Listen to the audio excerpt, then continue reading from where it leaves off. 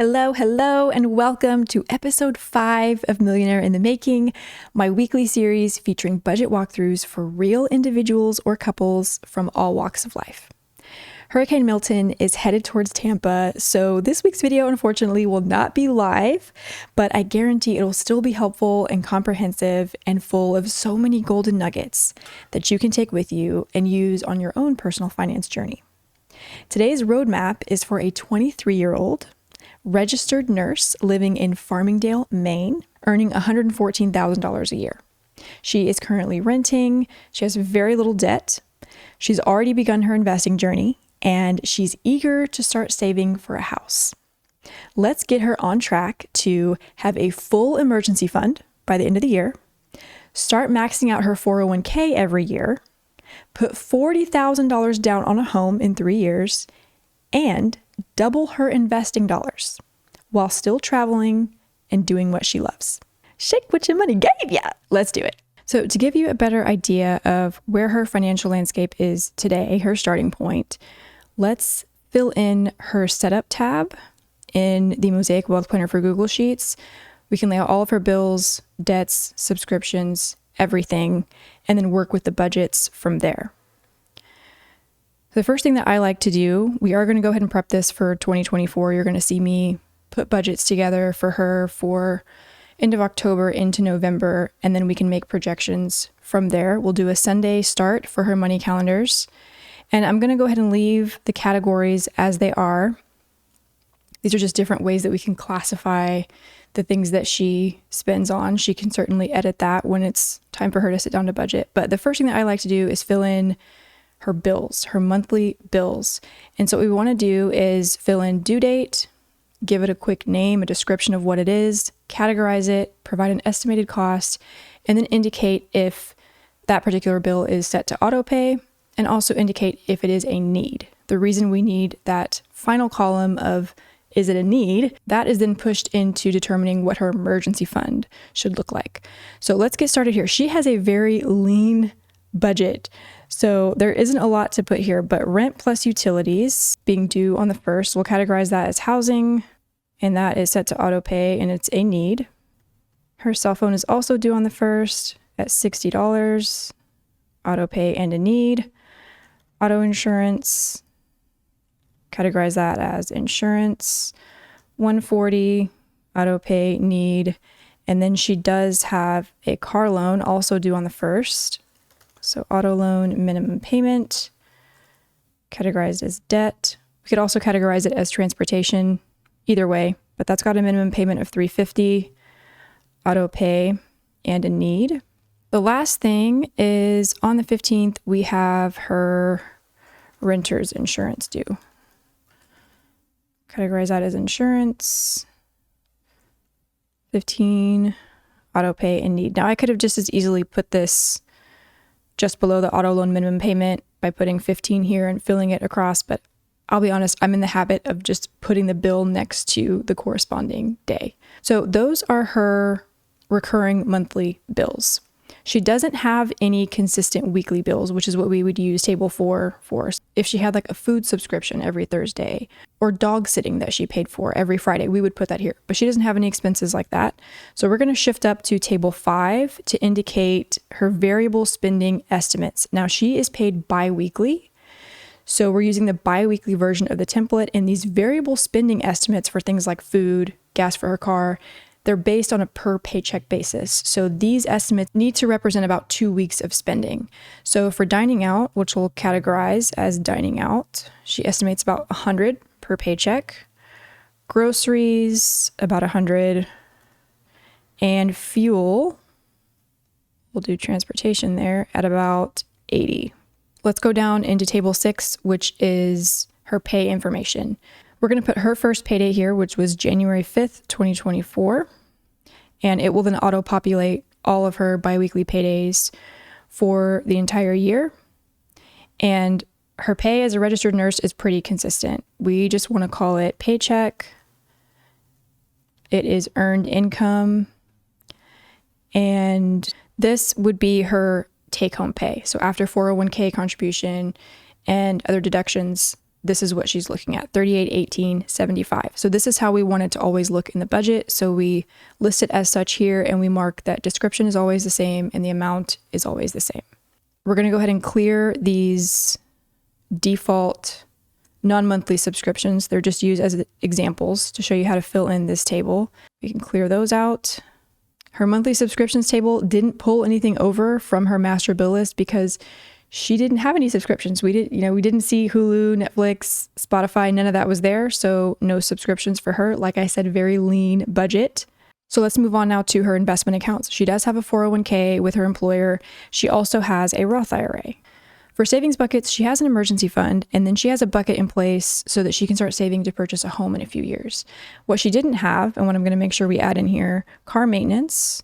She's got a cruise coming up in April of 2025 that she wants to set a couple $1,000s for. And then we've got that home purchase bucket that she already had. So at a minimum, would definitely want to see these buckets in place. As far as her debts, not a lot here. It's just the auto loan at a 5.5% interest rate, and it's got a pretty low balance, $65.26.31, and her monthly payment is $350. So that thing is almost paid off, and it's got a pretty reasonable car payment. The interest rate doesn't give me pause. This is all she has for debt. This is a great scenario to be in. She mentioned that she puts $580 per month into a Roth IRA.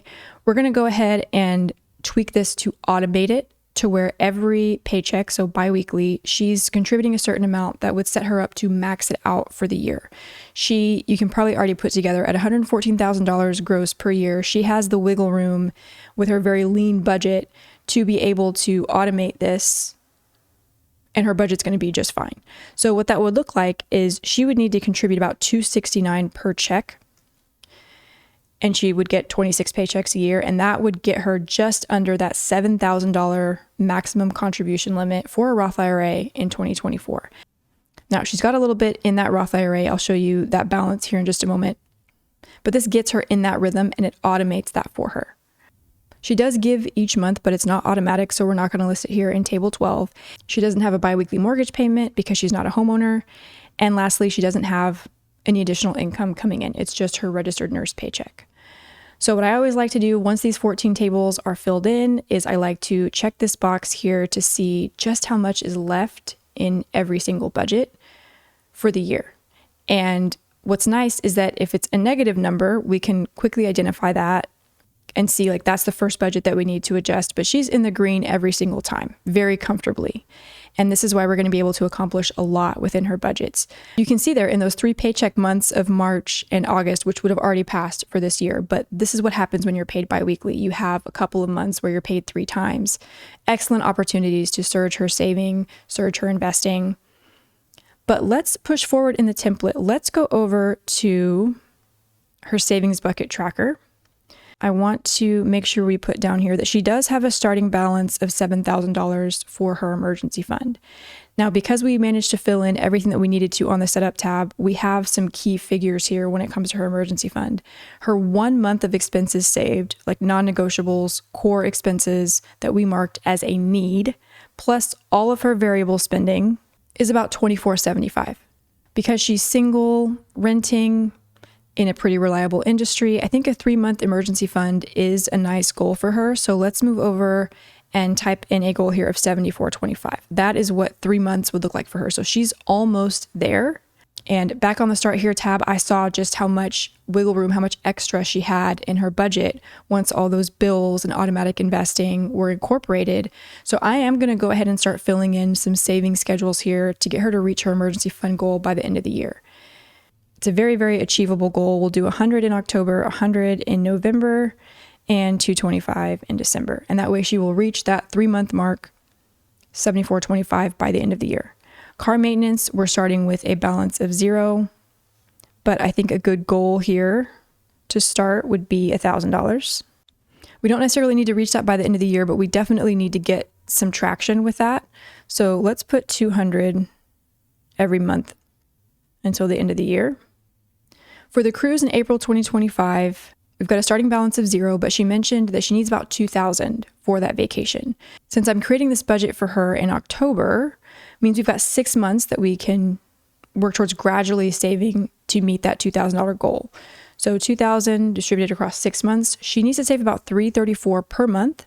And if she does that October, November, December, January, February, and March, she'll be all set by April for this cruise. So we've got this savings bucket in a good position.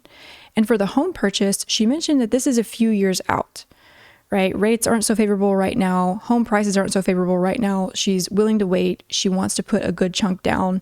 I think a good even number and definitely a very reasonable goal for her would be to save about $1,000 a month for 3 years. And that would get her to $36,000 to put towards purchasing a home. All right, now again, I'm filling in the savings bucket tracker pretty confidently because I saw how much extra she had in her budget, how much discretionary income she had on the Start Here tab.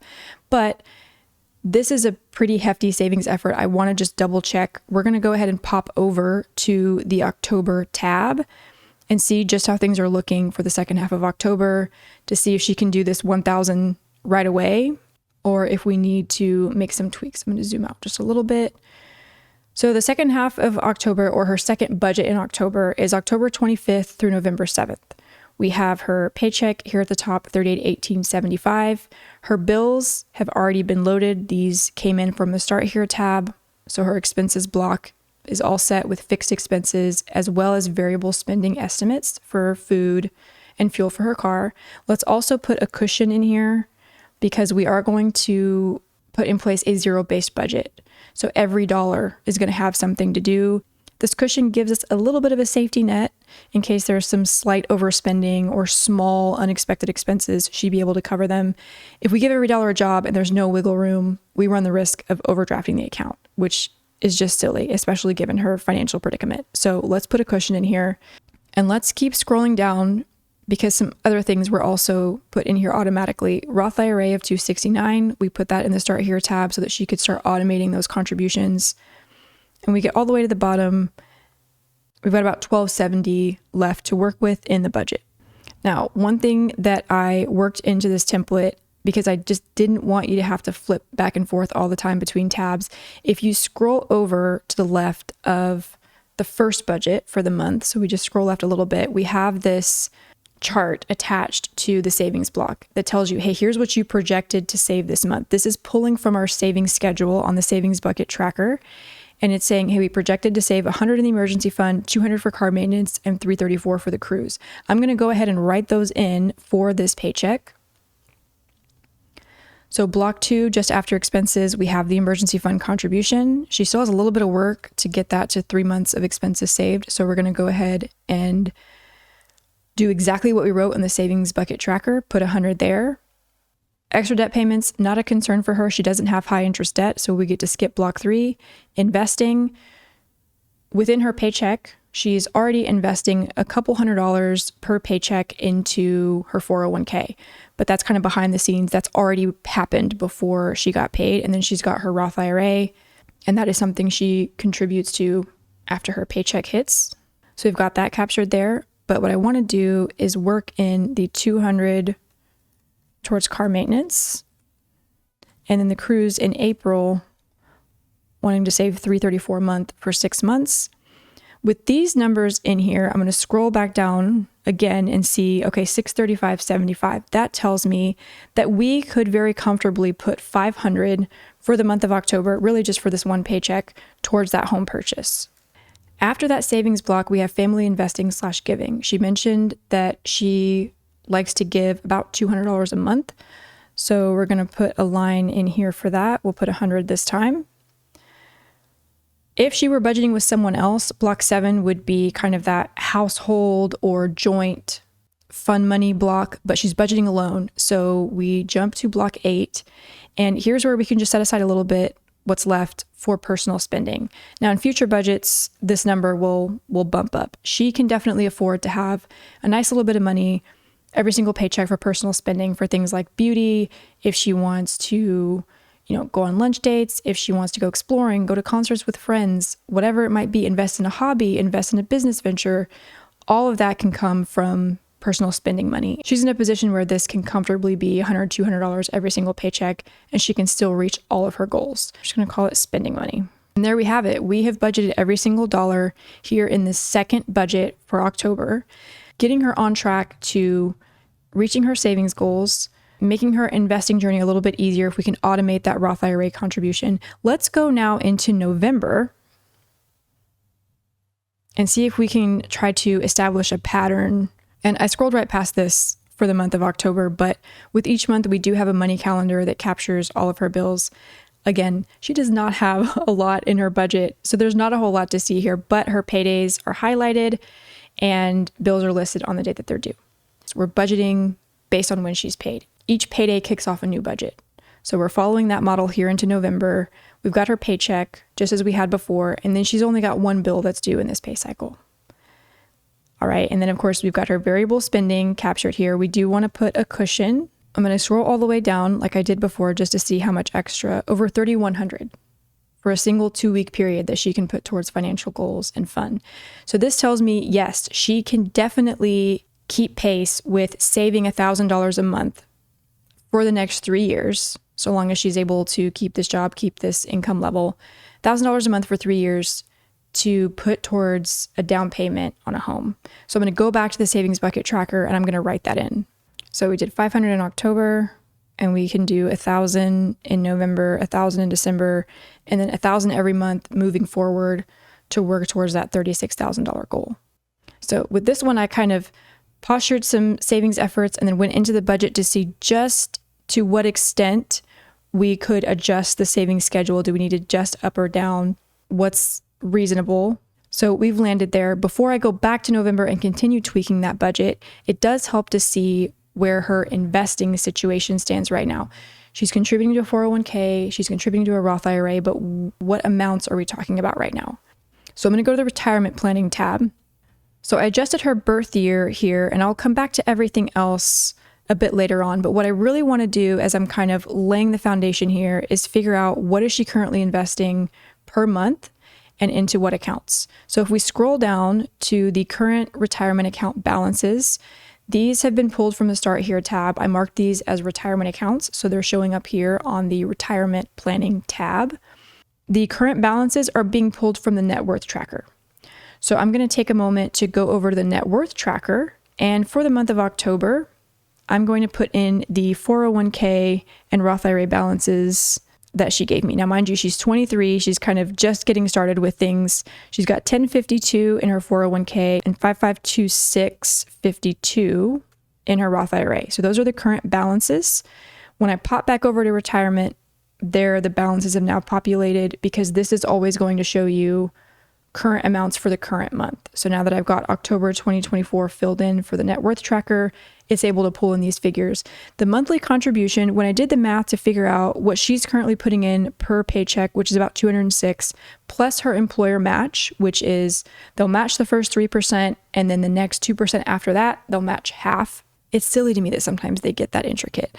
But when I crunched the figures there, it ended up being $805.46 on a monthly basis that's going into her 401k when you look at what she's putting in and then what her employer is matching. And then in the Roth IRA, it rounds out at about $583. So these are the two retirement accounts that she has. We have their balances, we have the monthly contributions. This is definitely what we want to have in place on this tab to get more accurate figures for our retirement projections. But if I scroll down and see, that means that total she's got about $6,500 invested, and she's investing about $1,400 a month. This is fantastic at 23. And to have a nice start at both of these, like she's definitely starting off on the right foot. And the fact that she hasn't accrued high interest debt with credit cards, this is wonderful. This gives us a better understanding of her retirement situation. I'm not in a good position to set up her budget until I have a much better understanding of her debt, her savings, and her investing habits. So now I'll pop back into November, and now I'm in a better position to decide, okay, what should we do with this $3,100 that she has extra in this budget? So the expenses block is set. We've got all her expenses. We've got a cushion. The next block is emergency fund contribution. Again, I'm going to scroll down a bit and attached to the savings block, this is everything that I put in my savings schedule on the savings bucket tracker, and it's just reminding me so that I don't have to go back and forth between the two tabs. We had put there $100 towards the emergency fund in November. We can go ahead and do all of that here in this first paycheck very comfortably. We'll call that EF. Extra debt payments, we're going to skip. She doesn't have high interest debt. Investing, we have the Roth IRA there, and we'll come back to do even more. But let me go ahead and just add in these last three buckets here. She's just going to go ahead and do all of this in this first paycheck in November.